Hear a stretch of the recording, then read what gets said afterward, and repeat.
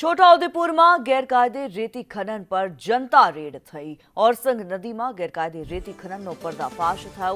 ચિસાડિયાના ગ્રામજનોએ 35 જેટલી ટ્રકો ઝડપી પાડી છે। મોડી રાત્રે ચિસાડિયા પાસે ગ્રામજનોએ હલ્લાબોલ કર્યો। 35 ટ્રકો ખાણ ખનિજ વિભાગને સુપરત કરી છે। છોટાઉદેપુરથી જે સમાચાર આવી રહ્યા છે, ચિસાડિયા ખાતે ચાલતા ગેરકાયદે રેતી ખનન પર જનતા રેડ થઈ।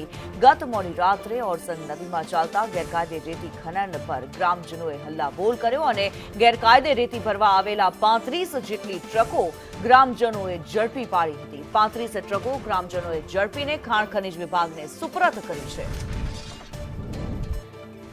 અમિત પટેલ વધુ વિગતો સાથે જોડાયેલા છે। અમિત, ગ્રામજનો દ્વારા હલ્લાબોલ કરવામાં આવ્યો છે, રેતી ખનનનો પર્દાફાશ કરવામાં આવ્યો, શું માહિતી?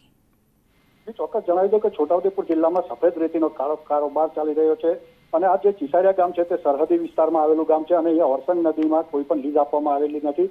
તેમ છતાં રેતી માફિયાઓ દ્વારા રાત્રિ દરમિયાન ગેરકાયદેસર રીતે રેતીનો કારોબાર ચલાવવામાં આવતો હતો, જેના દ્વારા ગ્રામજનો કંટાળી ગયા હતા અને ગ્રામજનોએ ગઈ મોડી રાત્રે લગભગ 12 વાગ્યાના અરસાની અંદર જનતા રેડ કરી હતી અને સ્થળ ઉપર જ લગભગ 30 જેટલી ગાડીઓ ઝડપી પાડી હતી અને ખાણ ખનીજને જાણ કરતા ખાણ ખનીજની ટીમ રાત્રે પહોંચી હતી અને ગ્રામજનોએ જે ગાડીઓ પકડી હતી અને જે મશીનો પકડ્યા હતા તે ખાણ ખનીજને સોંપ્યા હતા।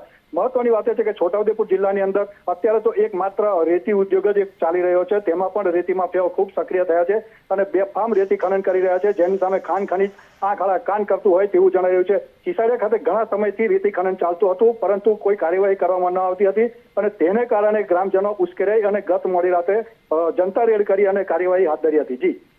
જી ધન્યવાદ અમિત આ માહિતી માટે।